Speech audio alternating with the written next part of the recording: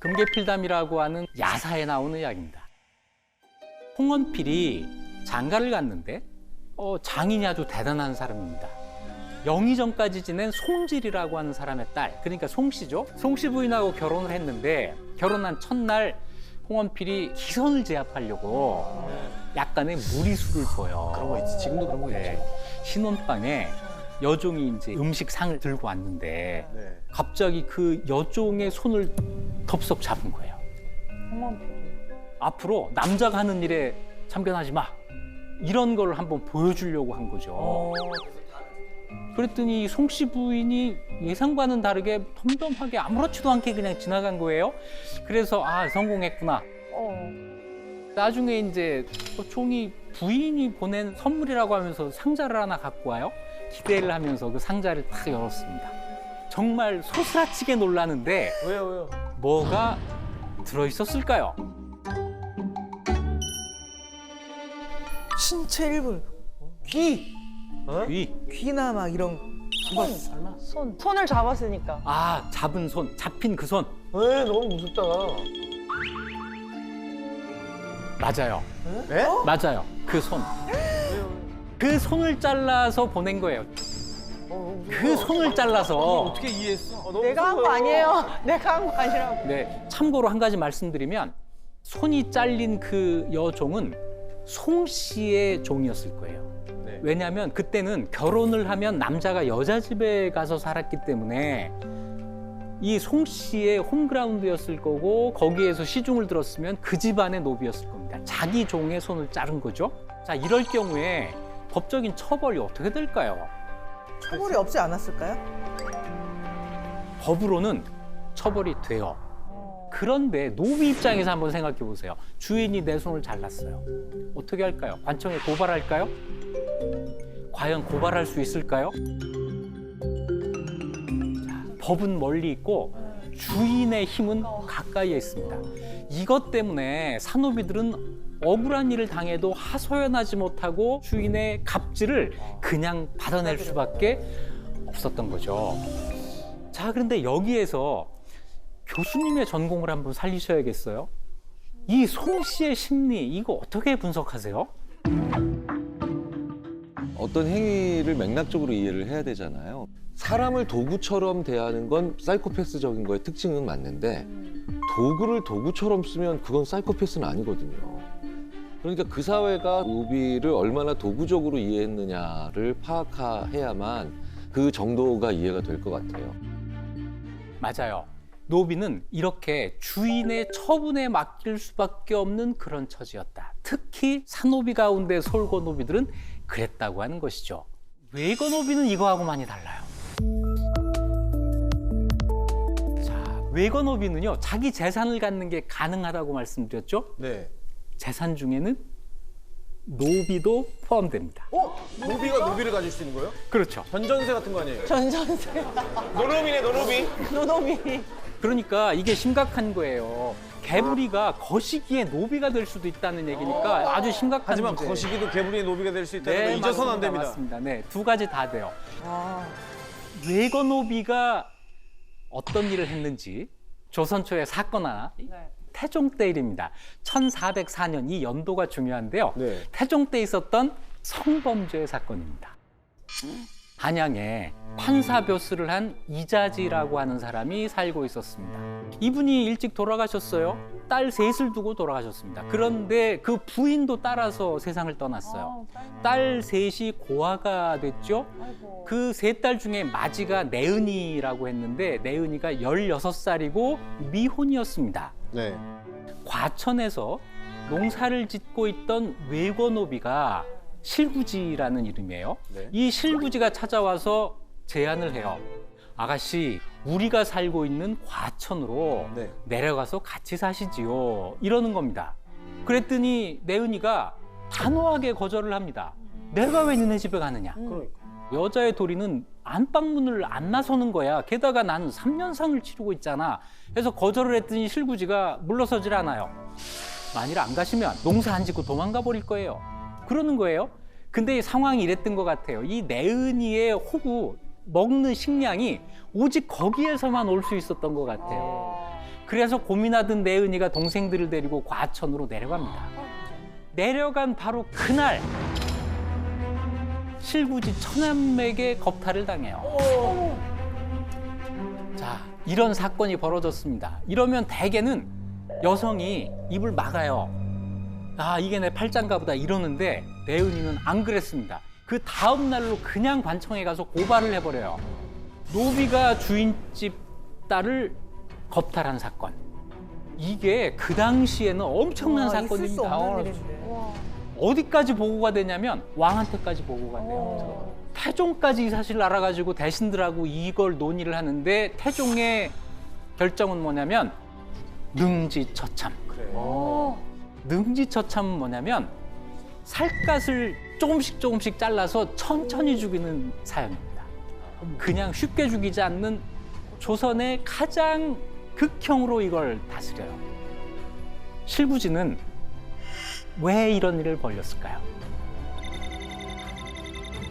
얻을 수 있는 이익이 과연 무엇일까요? 노비의 식구를 좀 불리려고 아니면 이뻐서 그랬을 수도 있지. 내은이랑 결혼을 하면 그 내은이 집에서 데리고 있던 전체 노비가 다 이 집의 노비가 되는 거 아니에요? 내은이를 자기 집안 사람으로 만든다. 이거잖아요. 네, 처남과 목표가- 결혼한다고 하는 네, 거는. 네.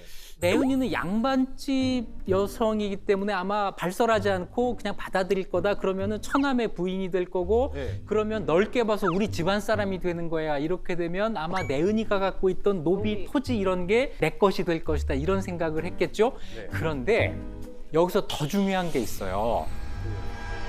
처남과 내은이 사이에서 앞으로 아이가 태어날 때 이 아이들이 어떻게 될 거냐는 건데 1404년이라는 연도가 중요하다 그랬죠.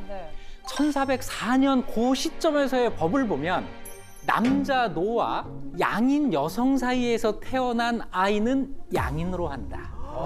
신분 상승이 되는 거야. 요 법이 아주 한시적으로 아주 길게 보면은 양인과 천민이 결혼해서 낳은 아이는 무조건 천민이야. 그래서 이걸 일천 즉천. 그러니까 부부 중에 하나가 천이면 즉 천이다.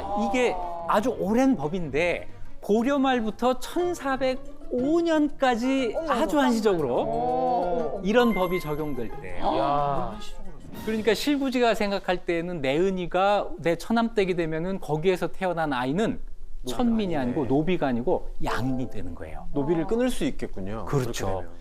처남을 통해서라도 넓게 보면 우리 집안에 양인이 이제 나올 수 있다고 하는 엄청난 그림을 그린 거예요. 이건 정말 엄청난 죄입니다. 삼강오륜을 어긴 죄. 조선에서는 이게 반역죄하고 동급이에요. 그래서 사형, 능지처사 이렇게 된 거죠. 외거노비 뭔가 다르죠. 네. 우리가 생각하는 노비가 지금까지 솔거노비였었네요. 노비, 사노비 가운데 솔거노비였다는 거죠. 훨씬 더 독립적이었다. 재산은 크게 두 가지로 구성이 됩니다. 하나는 토지, 네. 그리고 하나는 노비예요. 그런데 이 토지는 잘 안 늘어나요. 땅덩어리가 넓어지지 않는 한 안 늘어나는데 노비는 합법적으로 노비를 늘릴 수 있는 방법이 있습니다. 결혼. 노비의 결혼을 통해서 재산이 늘어나는데요. 쟤나 개구리야? 에이. 죄송해요. 제가 저 김진사 시켜드릴게요. 곱다니는 김진사네 외거노비, 개부리는 이생원네 외거노비. 자, 이렇게 역할 분담을 했습니다. 어느 날 김진사네 외거노비 곱다니가 장을 보러 오다가 헛디뎌서 발을 헛디뎌서 그만 넘어지고 말았습니다. 그때 마침 우리 집 이생원네 외거노비 개부리가 그걸 발견하고 쫓아옵니다. 이 개부리의 그 자상함 여기에 반해서 둘이 이제 결혼을 결심합니다. 문제는 이생원과 김진사가 이 결혼을 허락할 것인가? 두 명한테 허락을 받아야 되는구나. 그렇죠. 각각 허락을 받아야 되는 거예요. 전 조건부 허락이 나올 것 같은데. 어떤 조건을 달아요? 둘이 애 낳아도 자식은 우리 집안으로 데리고 올 귀속된다. 그럼 김진사가 가만히 있지 않겠죠? 일단 두 사람의 결혼은 가능해요. 결혼은 문제없이 할 수 있는데 주인들의 이해관계가 아주 극명하게 엇갈립니다. 김진사 댁에서는 괜찮아. 되는데 이생원은 내 남자 노비가 쓸데없이 결혼을 해가지고 쓸데없이 그 자식들이 낳는데 나하고 아무런 상관이 없는 남의 집 노비가 돼버린 거예요. 자식들은 다 여자 노비 쪽으로 가는 거예요? 바로 그겁니다. 그게 뭐냐면 두 사람이 결혼을 했을 때 그 자식들의 소유권은 어머니 쪽으로 간다. 자, 아빠 쪽이 아니라? 이제 답을 찾으신 거죠? 네네네. 어머니 쪽으로 간다. 자, 그렇다면 이생원은 어떻게 하기를 바랄까요? 이 개구리가 도대체 이 개구리가 어떻게 결혼하기를 내가 원할까요? 제가 어떻게 해드릴까요? 2월이랑 결혼해야죠. 2월이랑 그렇지. 같은 집 애들이니까. 집안. 더 좋은 방법이 있어요. 양인 여성과 결혼하는 거예요. 그렇지. 나 방금 양인 녀석이 왜 개불이랑 결혼해야 개구리가 어때서? 개구리가 어때서? 개구리가 일 잘하고 성실하고. 개구리 재밌고. 양여성이 노비랑 결혼한다고요, 일부러? 그렇죠. 왜? 양인 여성 가운데 정말 살기 어려운 사람이 있을 수 있어요. 그렇지. 정말 먹고 사는 게 문제가 되는 여성이 있을 수 있습니다. 이런 사람과 결혼을 하게 되면 어떤 일이 생기죠? 일천즉천이니까 그 후손은 천민이 돼요. 그런데 누구의 소유가 되죠? 양인 여성에게는 주인이 없어요. 그러면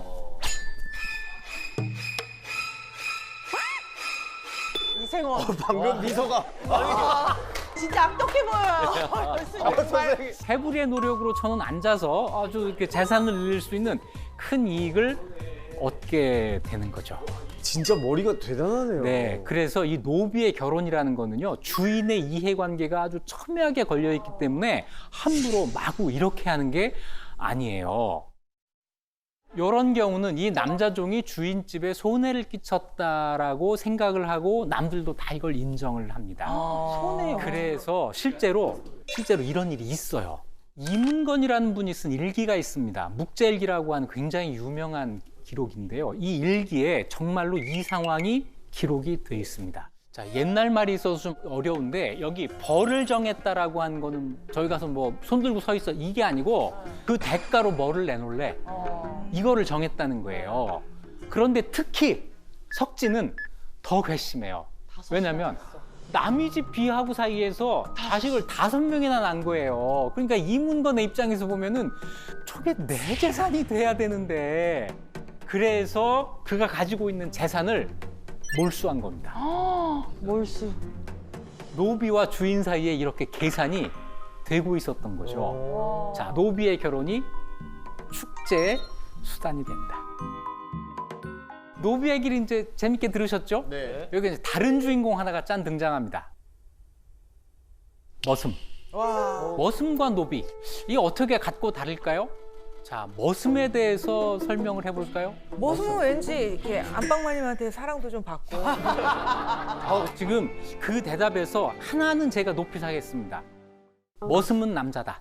머슴은 남자다. 여자 머슴은 없어요. 머슴은 약간 프리랜서 개념이고, 프리랜서. 네, 노비는 소속 기관이 있는. 막 장작을 이만큼 패야 돼. 그럼 머슴을 뭐 어디서 모셔다가 돈을 주고. 돈을 주고 돈을 네. 주고.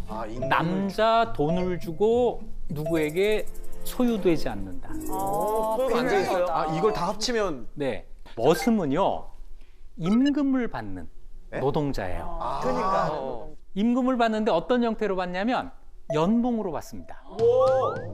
자, 지금 우리 사회에서 대표적인 연봉 노동자 누가 있죠? 스포츠 스타들. 그렇죠. 프로야구 선수. 이 계약의 특징이 하나가 있죠. 전속 계약이에요. 한화 이글스 선수가 시즌 중에 어디 저 두산 베어스 가가지고 저 일하고 그러면 안 되잖아요. 안 되죠. 그렇죠. 그러니까 이 사람만을 위해서 내가 일하겠다는 계약을 맺은 임금 노동자. 이게 머슴이에요. 전속 계약이구나. 그렇죠. 신부는 천민이 아니어도 되고 천민이어도 돼요. 양인도 그렇죠. 할 수 있어요? 심지어는 양반도. 굶어 죽으면 머슴이라도 해야죠. 신분에 관계없이 임금을 받고 일을 하는 사람, 요게 머슴인데 이게 언제 생기느냐면 우리나라에서는 조선 후기에 가서나 생깁니다. 거의 끝에 끝물에 생긴. 그렇죠. 말하자면 자본주의라고 하는 게 생기면서 머슴이 출현하는 거예요. 근데 궁금한 게요. 돈을 안 주고 할 수 있는 노비가 있는데 굳이 머슴을 쓸 일이 필요가 그렇죠. 없을까요? 그런 의문이 들게 되죠. 여기에 이제 경제 논리가 들어가는 겁니다. 주인 입장에서 노비를 계속 부리는 게 나을지 머슴을 시켜서 일을 하는 게 나을지 따져보는 거예요. 노비는 내가 마음대로 시킬 수는 있는데 내가 책임을 져줘야 돼요. 먹여주고 재워주고 죽으면 안 되고. 머슴은 그냥 죽을 때까지 그 부려먹다가 이게 노동력이 다 했다고 생각하면 계약을 해제해버리면 되잖아요. 너무 비인간적이지만. 그리고 또 한 가지 머슴은 농번기에만 고용하면 되잖아요. 그러니까 노비 두고 필요할 때 머슴 따로 두어가지고 일을 시키는 이런 경영 마인드가 여기 있는 거죠. 그래서 이 머슴한테는요 아주 촘촘하게 계약을 해요. 세경이라고 하는 거 있죠? 네. 이게 연봉이에요. 연봉 얼마를 준다. 밥은 3끼를 준다. 새참은 준다. 술은 얼마를 준다. 아주 촘촘하게 계약을 하고 한참 농번기일 때는 머슴들한테 대우를 굉장히 잘해줘요. 힘내서 일을 해야 되잖아요. 그래서 머슴밥이라고 하는 말까지 생기죠. 아 이렇게 쌓아주는 거. 고봉밥 이만한 그렇죠. 너 건강하고 장수해라 이게 아니고 그만 일해라. 노비는 신분적인 관계라면 머슴은 경제적인 관계다. 자, 그렇다면 요즘 직장 생활을 하는 사람들이 현대판 노비야, 현대판 머슴이야라고 했을 때 머슴이죠. 네, 머슴이에요. 네. 노비가 자, 이게 아니었어. 노비가 뭐 좀 다 비참하지만 그래도 현대판 머슴이야라고 얘기해야 역사 공부를 제대로 하는 거죠. 이제야 알았네. 자, 지금까지 여러 종류의 노비 얘기를 했는데요. 사실은 한번 노비가 되면 여기에서 벗어나는 게 거의 불가능합니다. 그런데 돈 가지고 신분을 살 수 있는 시대가 생겨요. 언제냐면 임진왜란 병자호란이 끝난 다음에. 나라가 너무 가난해졌어요. 2번의 전쟁으로 국가 재정이 완전히 폭삭 망한 겁니다. 게다가 그때 기근이 몇 번 겹쳐요. 그러니까 조선 조정에서 두 손을 듭니다. 돈이 필요하다. 노비라도 돈 내면 신분을 해방시켜주겠다. 해서 제도를 만드는데 그 제도를 뭐라고 하냐면 납속이라고 합니다. 납이라는 게 드린다, 바친다라는 거고요. 속이라고 하는 걸 이제 바치는 거예요. 자, 그러면 노비가 돈을 바치면, 속을 바치면 신분에서 벗어날 수가 있게 돼요. 그 기회를 살린 사례가 실제로 있어요.